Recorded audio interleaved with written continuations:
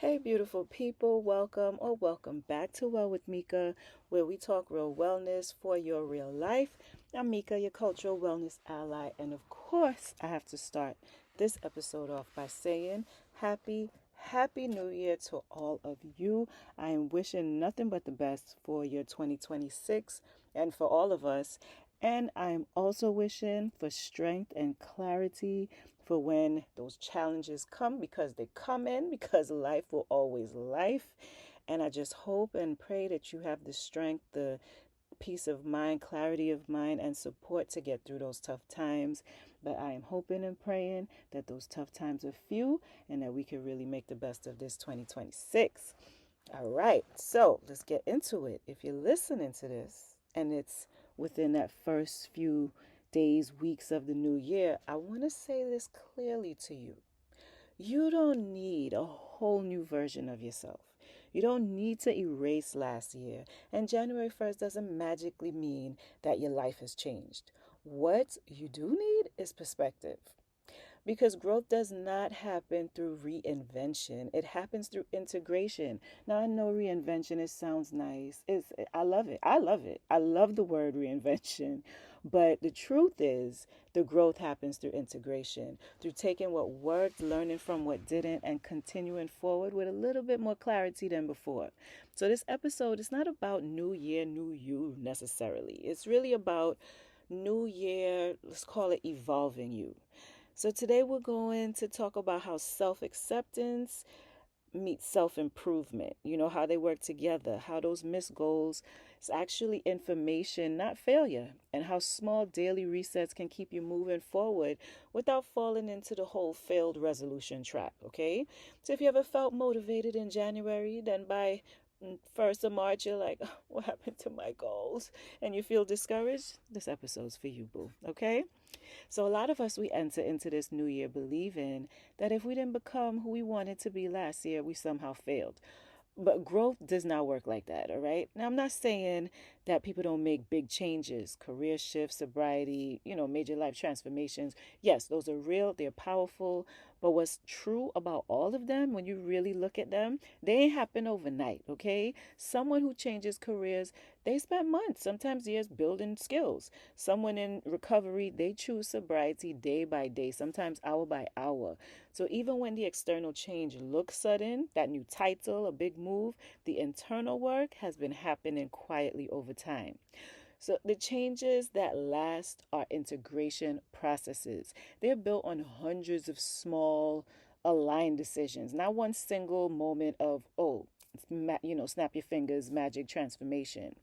Now, there is something real about New Year's. I will not lie to you because the research does show that landmark, like January 1st, which they call a temporal landmark, it creates a psychological separation in your brain from your past self. So it's like your brain is saying, okay, that was you. Now we here, okay?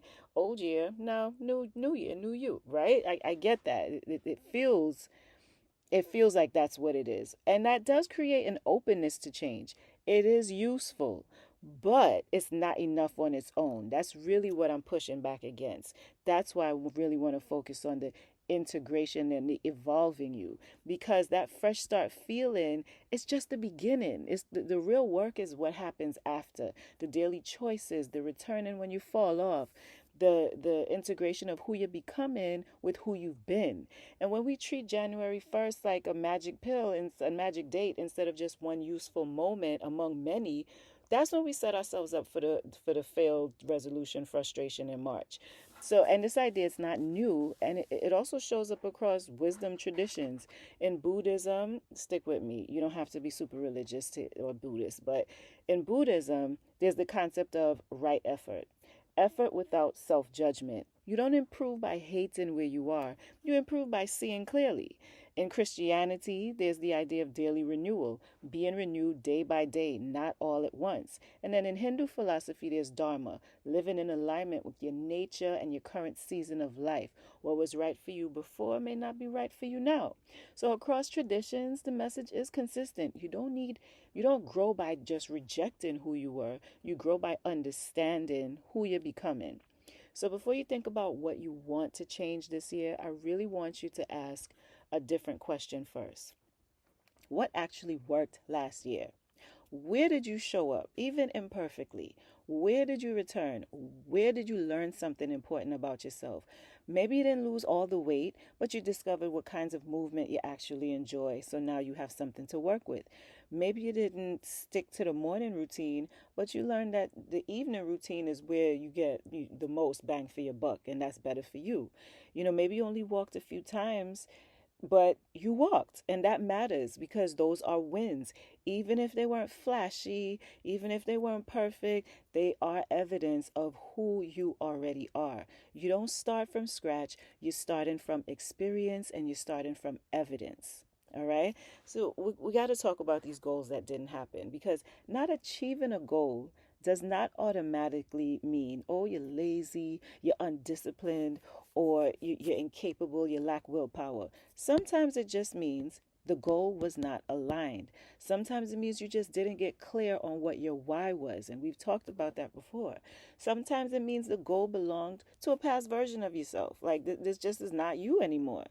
Psychologist Edward Deci, I hope I said his last name correctly, and Richard Ryan, they developed what they call self-determination theory, which shows that goals are more likely to stick when they're connected to three things: autonomy, meaning, and internal motivation.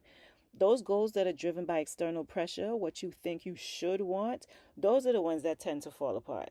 So instead of asking, why didn't I do this? Really try asking yourself, who was I trying to become? And does that even matter to me? And does that still matter to me? Let's say you wanted to meal prep every Sunday. You did it for a few weeks, everything was going strong, then you stopped, right? That doesn't mean you failed at healthy eating. It might mean that meal prep felt like a chore, but you did take some good things from that. You kept easy proteins, you pre-washed your greens, and that worked better for your life. So that's not failure, it's information that you can then use to refine the goal, and to refine how you approach that goal in the future. Now, one of my favorite ideas, and something we've talked about before, is using small resets instead of the big restarts. A new day, a new week, a new meal, a new moment. And research from Wharton psychologist Katy, Milkman, and colleagues describes this as the fresh start effect, which means people are more likely to pursue goals after temporal landmarks. As we discussed earlier, which January 1st is one of those. And the key is that Mondays work just as well as a January 1st, okay? Smaller, more frequent fresh starts are more often more effective than the once a year ones, okay? Now, yes, New Year's Day is it's the big one because it's culturally accepted and popular, and it's a shared thing that we all have, right? But it's really about understanding that consistency is the key. Smaller, more frequent refreshes, restarts, resets, those are the good ones. Those are the ones that's going to stick, because it isn't about never falling off. It's about how quickly and kindly you return. So when you have those, few times that you check back in and reset or restart or review, that is when you're going to really see those sustainable changes. So this is where everything is going to come together. So when I say sustainable long-term changes, we have to also talk about the identity part of that, right? Because I don't mean that you'll be pretending to be someone you're not. I mean recognizing who you're already becoming and acting in alignment with that truth. So, research in cognitive behavioral therapy and self schema theory shows that when your self concept shifts, behavior change becomes easier and more sustainable. James Clear popularized this idea, but the research, it goes back like decades, right? Here's how it works in real life. Let's say you walked 3 times in February last year, right? Just three.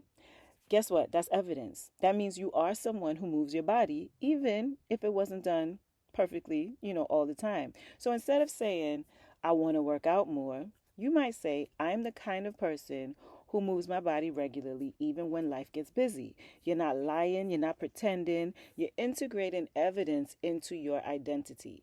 So, a simple framework that you could use is saying something like, I am the kind of person who, fill in the blank, even when, fill in the blank. It could be, I'm the kind of person who returns to my habits even when I fall off. Or you could say, I'm the kind of person who chooses progress over perfection, even when life gets busy. Just write one, Say it daily, check back in with it regularly, and adjust it as you grow. When the behavior supports your identity, even in small ways, consistency becomes natural and not forced. All right? So, as you move into this new year, here's the reframe I want to leave you with. You don't need to overhaul everything and become someone new. You need to become more you with intention. Carry forward what worked, learn from what didn't, reset often, and choose the real identity, your real identity based on your why over some arbitrary societal pressure of what you should or should not do, okay? Remember, change is not loud, it's steady, and it starts right where you are. And I'm so glad that you're here. I'm glad that we got to spend this time together, all right? Let's keep going. Happy New Year. And of course, as always, happy healthing. Peace.